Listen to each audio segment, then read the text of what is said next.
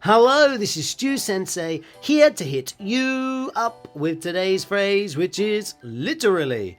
Literally, and it has two ways to be used. The first way means the literal meaning of something, or we could say it's similar to the word exactly.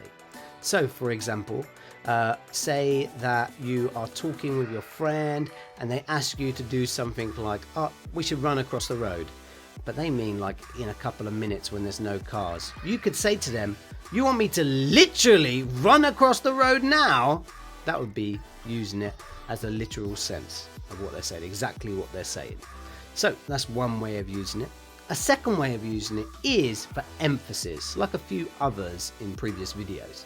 So native speakers have many ways to use something for emphasis. This is another one, and this is used quite often by native speakers. So, for example, if I was at the library and my friends asked me, where do I live? Where do you live? So I could say to them, if I live very close by, I could say to them, I live literally around the corner.